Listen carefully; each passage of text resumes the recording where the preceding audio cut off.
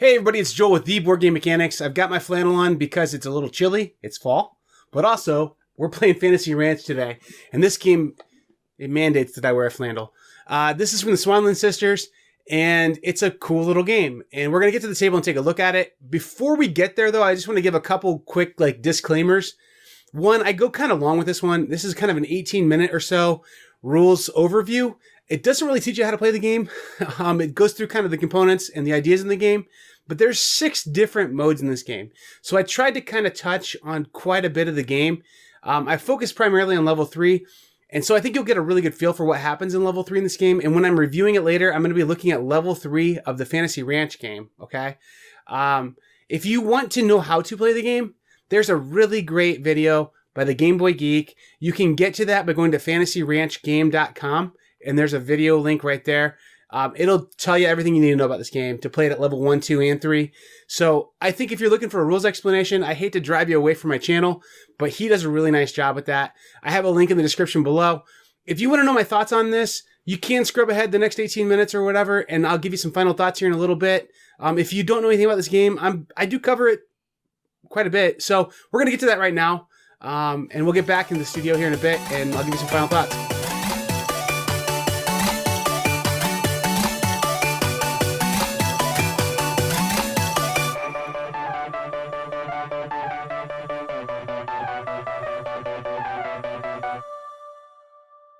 Hey everybody, Fantasy Ranch here. This game is a game, yes, but it's actually like almost 6 games in one box because there are 2 completely different games in here.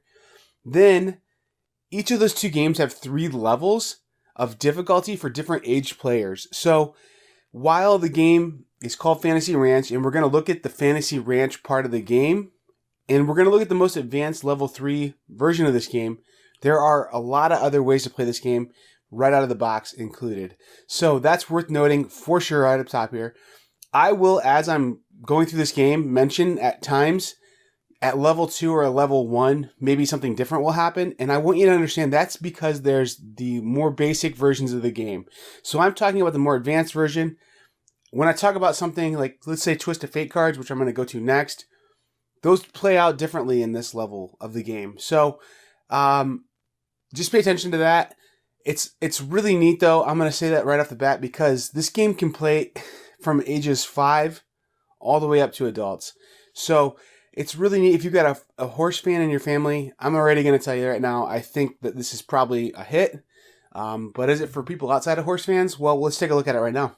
So one of the first key differences are the Twist of Fate cards. So the Twist of Fate cards in the level 3 game, we're going to put them out on the table and then put like an array of 4 cards out for us to work on.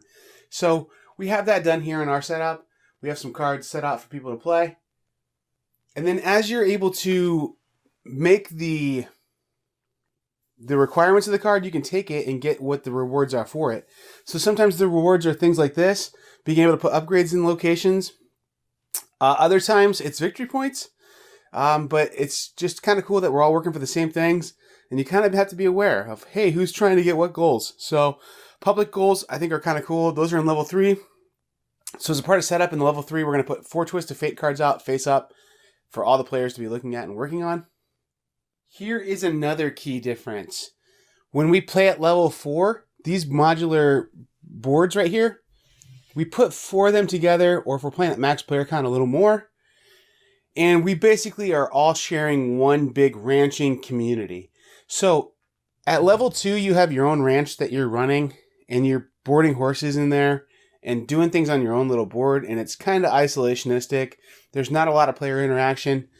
And it actually feels pretty good. That to me feels more thematic, like, whoa, cool, I have my own little ranch I'm running. This to me feels like I'm really more interested in the horses, and that it is more about where my horses are going to go and about using other people's facilities. So I think this is probably, if I had to guess, more accurate to how horses are actually done. I have an uncle who owns a horse. He doesn't own the stable. He boards it somewhere. So I think that what happens here is when I go to own something, I'm going to pay the cost associated on the board, and then I own it. And I put an ownership token out, which we're going to get to all this stuff in a little bit more detail later. But I think that what that really signifies is it signifies that I really have a lot of influence there. I can now say this range is run this way. Even if I didn't technically own that, I'm going to say someone else owns this whole big, huge ranching community, but I have influence there. Like it's a corporate ranch. And then when I buy this range, I now have influence there that I say, I want my range run this way, you know? And so I think it's more of an influencing instead of owning this corporate ranch when I think about it this way. At least that's how my head wraps around it. Because the part that's going to be kind of funny, if we're actually buying parts of this, is that if you own more horses in any area, you take ownership of it. So that, to me, kind of breaks the immersion a little bit. But if I think about it as no one actually owns this ranch, but whoever has the most influence there gets to make the rules about it, gets to be the influencer, is on the board maybe of directors at this corporate ranch.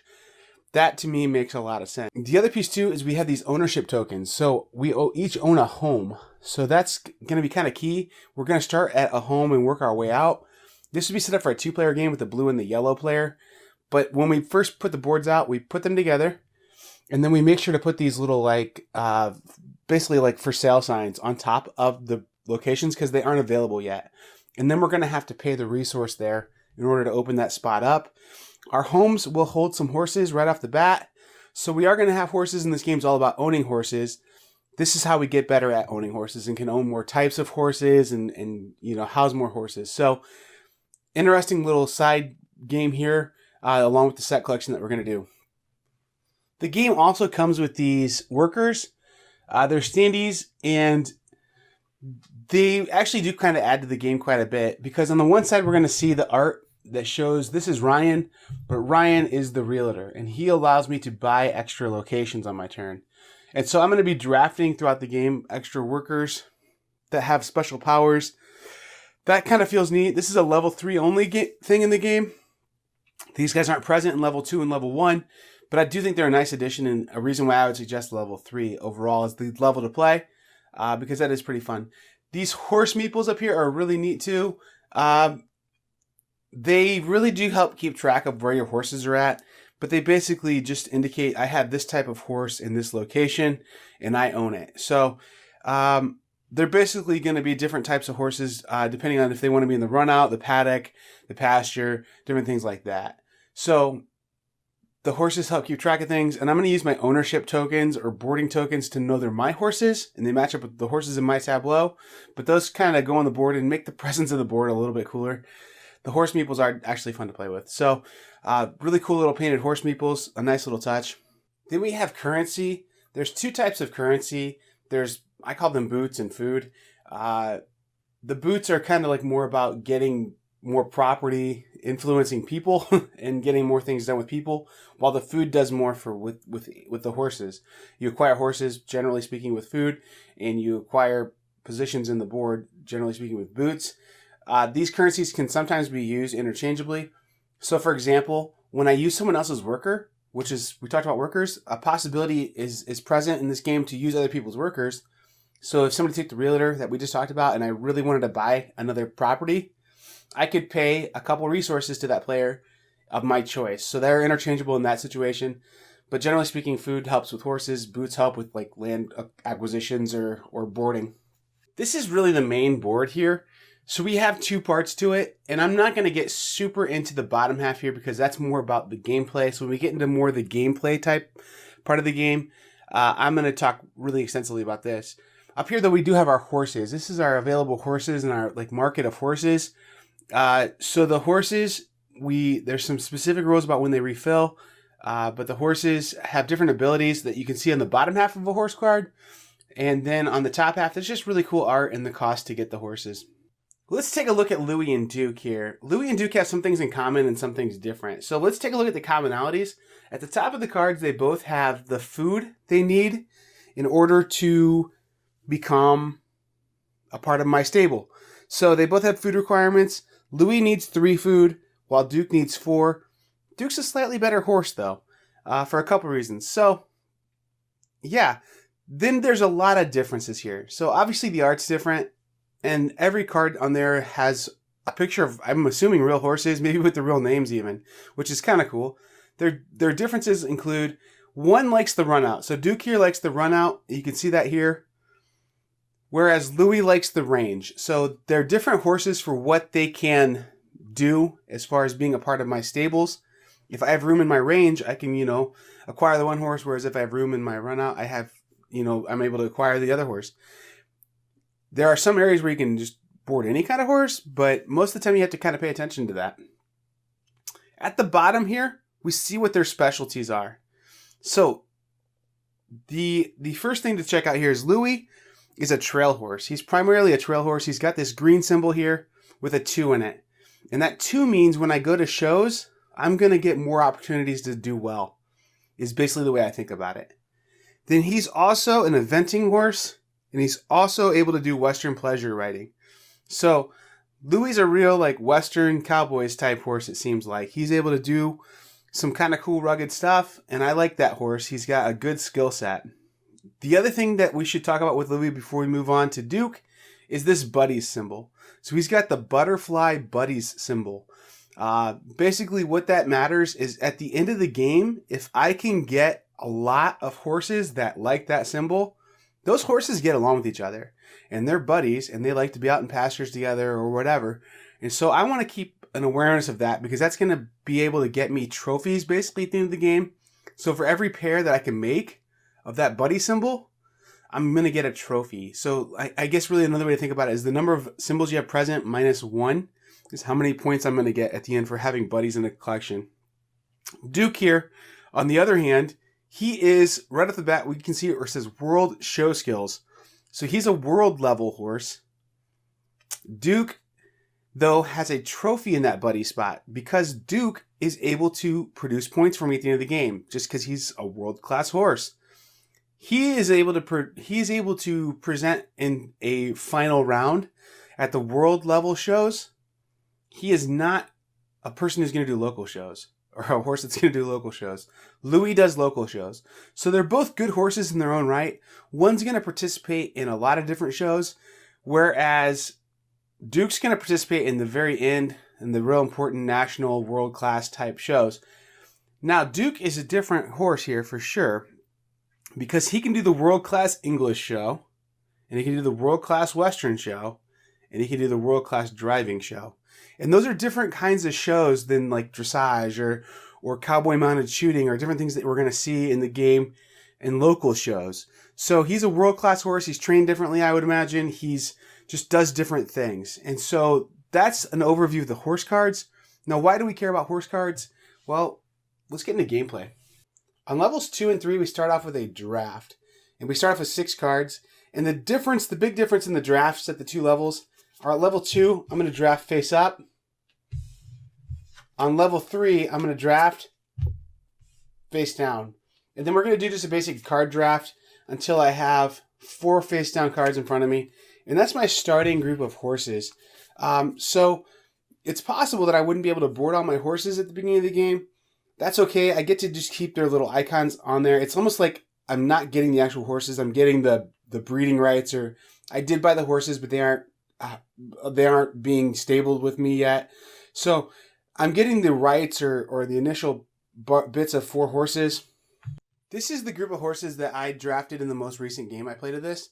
And I tried to get just a variety of different horses that could do different things because I felt like I need to be prepared for whatever shows are going to come up. So that's a way that I've been playing this game. I don't know that it is critical, but in the rule book, it has us draft these horses prior to showing the shows.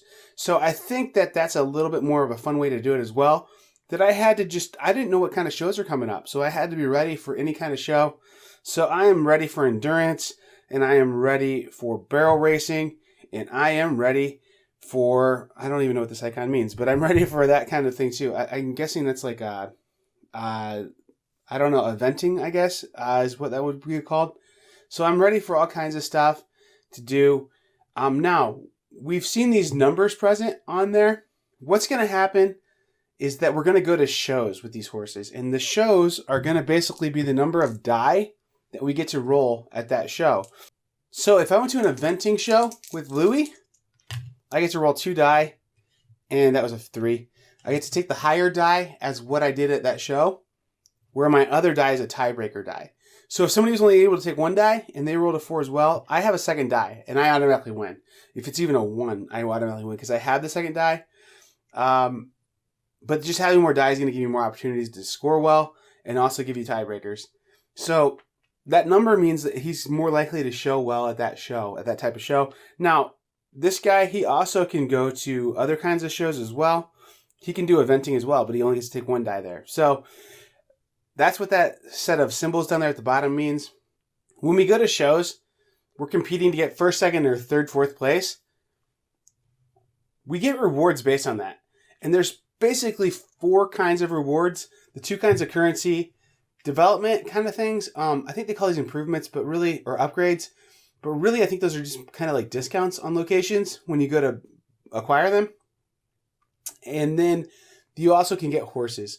So not in these local shows, but at the end of the game, when we go to those world-class shows, you can acquire some horses, which is really nice to finish the game out with that. So you can get some sets of horses for making sets of buddies, or just getting some trophies.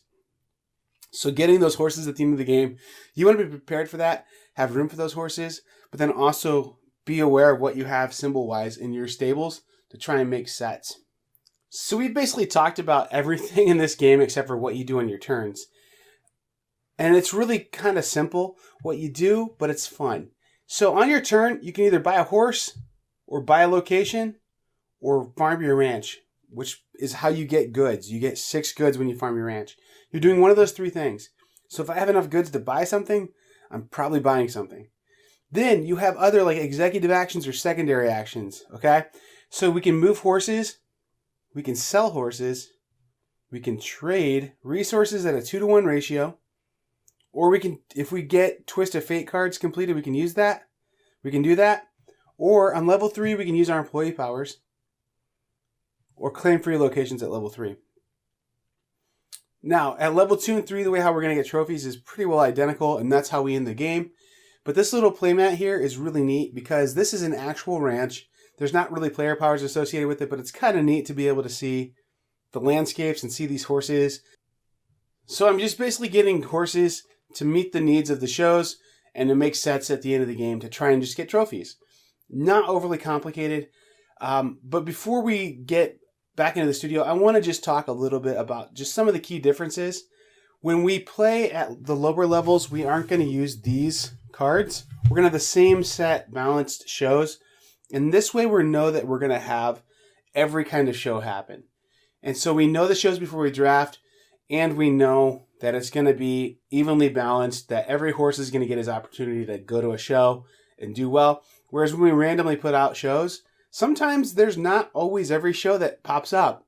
And sometimes they're not balanced as far as one show's really good and it gives you something really great.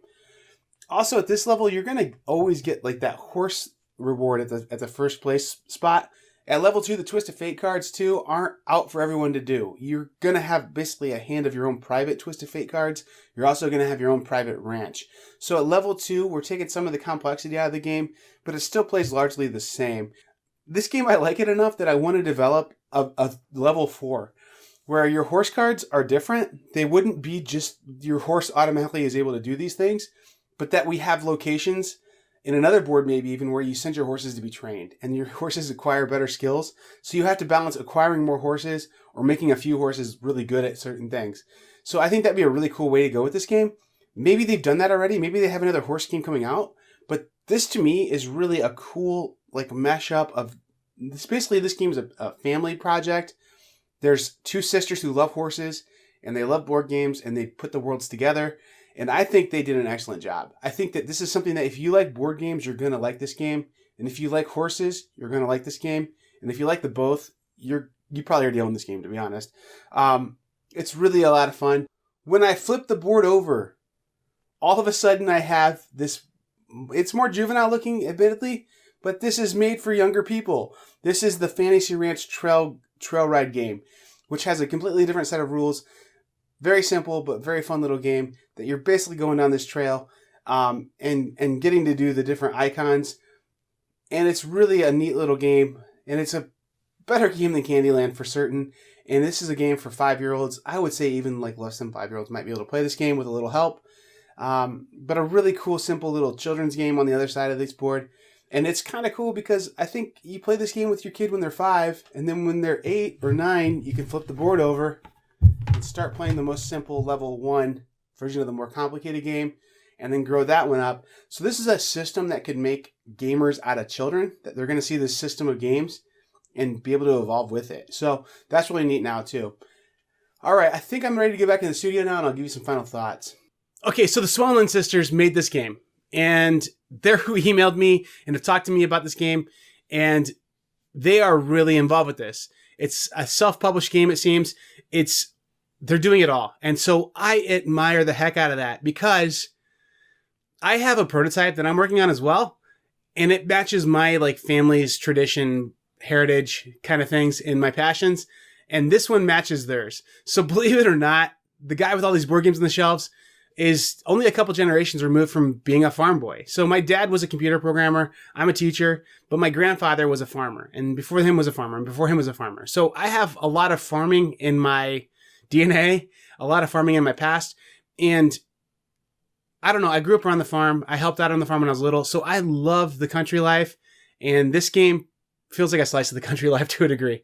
And I had developed a game because my grandfather, my grandpa, as I called him, he passed away a couple years ago, but he worked hard his whole life on a farm. And I always thought it was really neat when I was a kid. So I'm developing a game where you do farm and agriculture in the 1950s.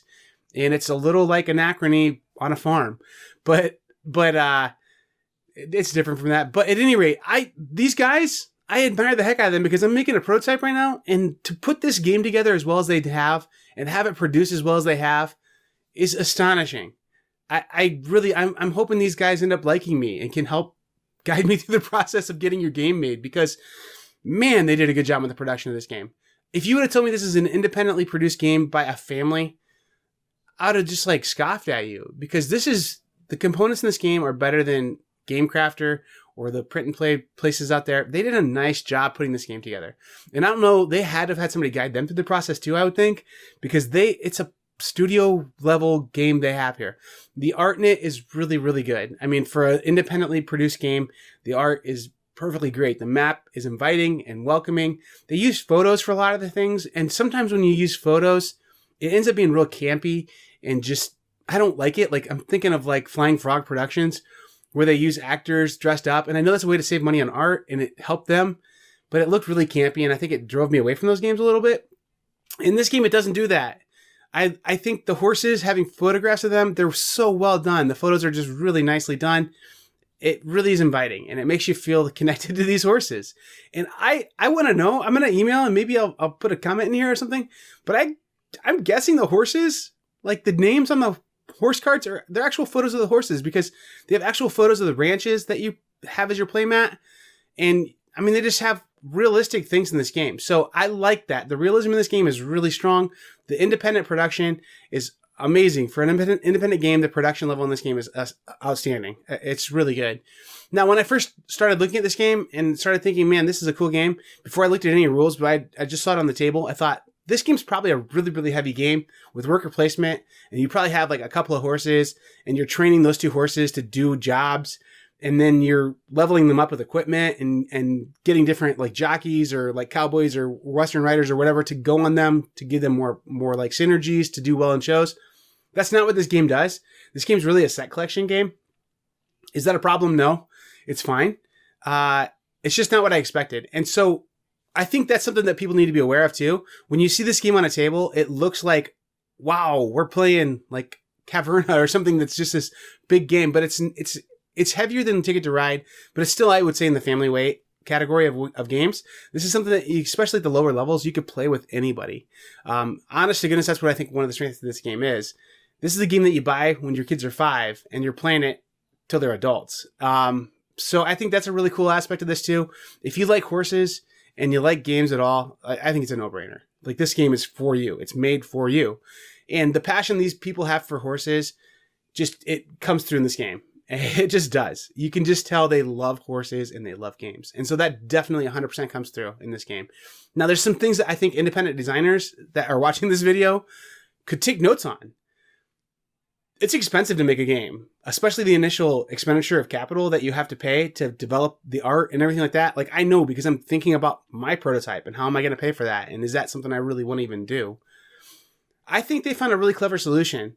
They got partners for this game. So they have sponsorships, but the sponsorships work because in my mind, events with horses are sponsored. And so like I'm going to the Sticky Seats, Western show or whatever. And I totally messed that up. I'm sure it doesn't match up what that show is, but I think it's cool that all these products, I have no idea who they are, but if I ever got enough into horses, I know now, okay, I think it's called Sticky Seats is kind of a cool, like grippy pair of horse riding pants.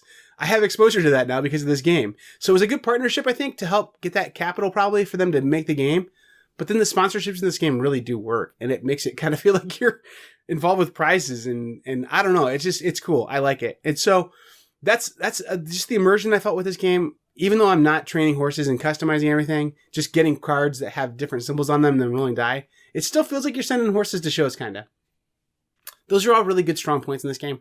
And then I personally would love to make a level 4 of this game that is what I thought it was, where you do have a couple horses, and then it becomes a worker placement game, and you're leveling the horses up. So you're teaching them better how to do, barrel racing or whatever, and you're leveling that up, and then you're recruiting an athlete to ride this horse at your show, or you're buying better stables that give them better nutrition to make them stronger or whatever. I think that'd be super cool to see this game go that way, or to see them develop another game like that. So Swanland Sisters, if you guys do that, oh man, let me know, because that would be like one of my dream games, that you're playing this horse sim where you're that involved with every horse. So, and I know that's not for everybody, and that's why they made a much broader game here. That is set collection, kind of like getting some territories in a ranch, and it does all that really, really well. And so I would say, who's this game for? I would say it's for a lot of people. It's for more than you might think. If you're a horse lover, it's absolutely for you. If you have young children and they want to play games with you, they see you at game nights. I know my son's always played with me, almost always played with me, to the point where I like forced him to play with me. So I never had that thing of a little kid saying, I want to play too, but I've had my friends bring their kids over, and their friends' kids want to play with kids and be a part of the game. And I think that's natural that kids want to be involved with adult activities. I think this game is for you as well, because you can get the game out and you can play it with your spouse or, like a dinner party group or whatever. And they're going to see you playing that game, but then you can flip the board over and play with the kids later. You know what I mean? And so I think that trail ride being included in this game is really a neat concept as well. I'd really like that. The final thing I'm going to say about this game that gives it another really strong suggested thing from me, the price point on this game is insane. You get a ton of game in here for $40. I'm pretty sure the game's $40. And it's Amazon Prime. You can get it shipped, or you can buy it straight from them at Fantasy Ranch Game. But man, honestly, it's a ton of game, and the components are so good. The cards feel like professionally made. The little horse meeples, are you kidding me? Those are amazing. So the game's really well produced, has an amazing price point, has a broad appeal to people, and it's a lot more fun than you might think. It is collecting these horse cards, having the right horses, but then you're rolling die and you're doing fun stuff at these shows. And I don't know, it's a luck game to a degree because you're rolling the die, but luck has a place in games. And this one is a luck-friendly game. I think the luck works in this game, because I'm sure there's times when you get your horse ready to go to a show and he just doesn't perform. And there's times when you roll a die and you don't roll very well. So I don't know. I think the luck thing in there is fun. You can't take this game too seriously and be like, oh, I didn't win because I rolled bad. Yeah, you're right. You didn't, but you had fun, right? So it's a fun game. It's a really fun game. I'm looking forward to playing it more than I thought I might. And it isn't a heavy weight. It's that same weight as like maybe a Flemme Rouge or like something like that. Just kind of a heavier family game. And it's a fun game. I think this one's going to see the table with my dad, for example, who will really dig this. He grew up on the farm, and they had horses. They had Clydesdales when he was a kid. So he's going to dig this game. And so, I don't know. I think this is if you're a horse fan at all, or if you like family weight games, man, check this one out. For sure, really good. Rock solid game. 100%. So let's get some final numbers on this game. The theme, I already told you, is for everybody. The weight is family weight. The components, I'm going to give them a 4.5 out of 5 because those little horses, those little painted horses are amazing. I'm going to also run through the filter of this is an independent pair of sisters who made this game. So for them to have this nice heavy box, have these nicely finished cards, have all these good components that work and clean design from them doing it independently is amazing. The art in it isn't my style of art that I necessarily like, but that's okay. And it feels a little bit like it isn't geared towards me, and it isn't. Like, I don't think I'm the target demographic for this game. So that's okay. I'm going to just acknowledge that, not say it's a weakness. The fun in this game is really high. I think this game is like a 4.5 out of 5 fun. Just a really fun game. I really do enjoy it. I think it's chucking the die and having those sets of horses going to shows. It's just fun. It's a lot of fun. That's really a strength of this game as well. The final thing on this one, the replayability. This is where this game maybe doesn't have quite as strong a mark as some others. It's kind of the same thing. The replayability is helped, though, by the fact that there's different levels and that you could play this all the way from a very basic game that's actually a different game all the way up to a more advanced game. Does help it. So I'm going to give it a 3.5 out of 5 on that, which is above average. And that's going to give us a final ranking on this game. I'm going to give it a 4 out of 5. So that means that this game is for a lot of people. And I think that if you have an opportunity to play this game, or if you think it looks cool, the price on it's so good. Seriously, I'm astounded at the price. So check it out. Fantasy Ranch. I have a strong suggestion for this one for people who want a family weight game. And if you like horses, duh, it's a no-brainer. Get it. So that's it. I've been Joel with the Board Game Mechanics. I hope this was helpful. I really did enjoy this game, surprisingly, like more than I thought. So keep gaming. If you like podcasts, check out our podcast. If you like this video, maybe give it a thumb and check out our other videos. We do a ton of videos on here. Joel's Cardboard Corner and then Jason's Board Game Diagnostics. We do two kind of shows on the same channel. But yeah, check us out. All right. Thanks. And keep gaming.